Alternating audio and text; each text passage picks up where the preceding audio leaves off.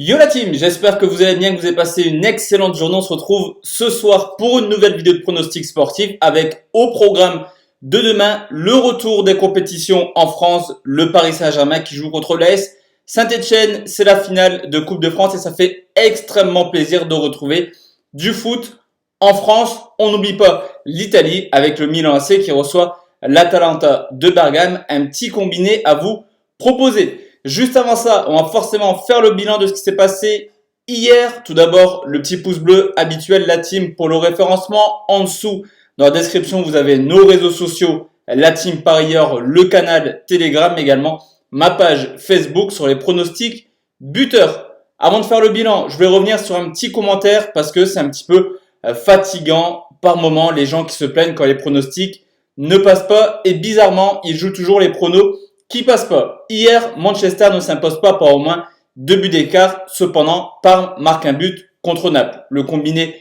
ne passe pas. Certes, c'est une réalité. Mais je le dis jour après jour, c'est vraiment les joueurs sur le terrain qui font la différence. De mon côté, j'analyse les matchs. Ça passe, tant mieux. Ça ne passe pas, tant pis. Le côté positif sur hier, c'est que le gros combi est passé, qui était la victoire de Liverpool combinée avec la Fiorentina, ne perd pas ou perd un but côté à 3,32. Cependant, après le combiné passé, cette même personne ne réagit plus aux commentaires. Alors sachez, la team, que quand vous tapez pronostic foot, vous tombez sûrement sur YouTube parce que j'ai 33 000 abonnés. Mais c'est pas une raison pour laquelle je suis le meilleur pronostiqueur de France. Loin de là, d'ailleurs, j'ai vraiment pas cette prétention-là. Vous tapez chanson française sur YouTube, vous tombez sur Weshden. C'est pas pour autant que c'est la meilleure chanteuse de France. Alors, ce que je dis, c'est des analyses. Les stats, elles sont réelles. Cependant, je dis toujours, c'est les joueurs qui décident de ce qu'il se passe sur le terrain. J'y suis pour rien. Si Pogba a mis la main dans la surface, en tout cas, le côté positif d'hier, c'est qu'on fait passer le deuxième combiné sur la chaîne qui nous permet d'être au bénéfice. Deuxième côté positif, sur le canal Telegram, on valide le 4e palier de montante et ça fait extrêmement plaisir.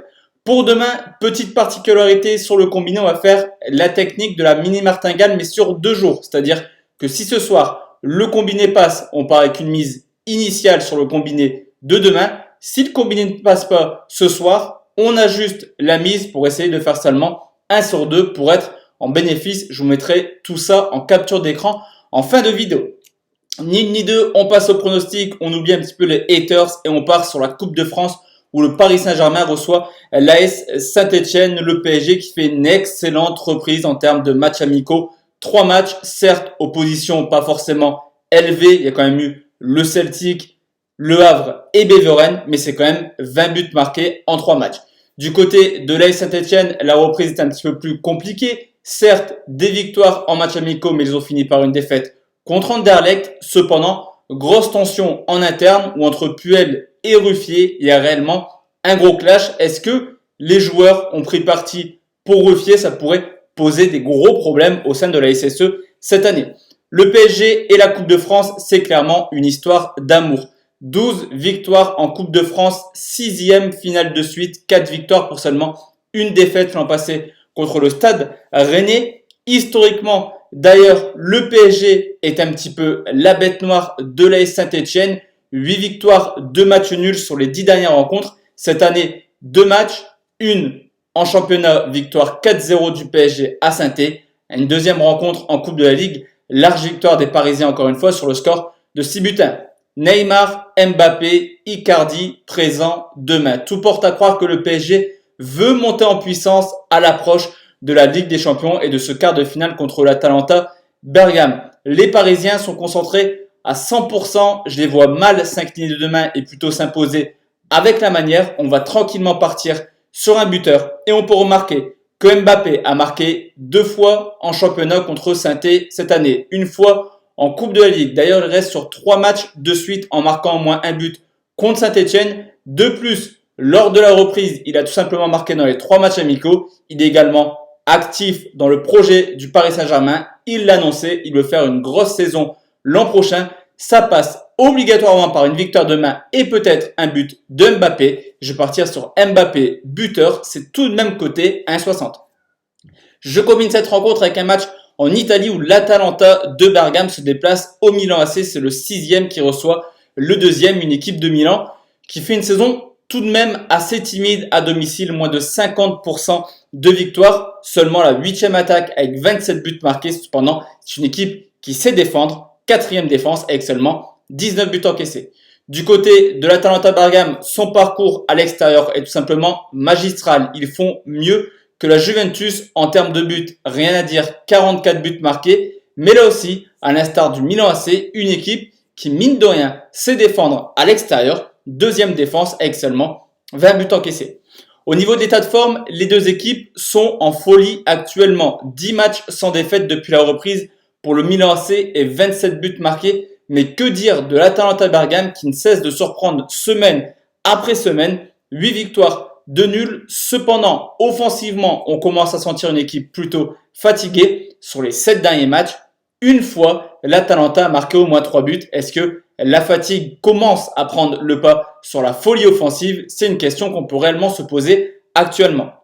Au niveau des stats, c'est également assez intéressant, c'est que le Milan AC est seulement la 16e équipe la plus prolifique à domicile avec en moyenne 2,7 buts. De plus, cette année en championnat, seulement 17% des matchs du Milan ont vu au moins 5 buts. A contrario, l'Atalanta est l'équipe la plus prolifique hors de leur base avec 3,8 buts. Mais là également, on a une tendance à avoir moins de 5 buts dans les rencontres. Environ 35% des matchs ont vu 5 buts quand l'Atalanta se déplace.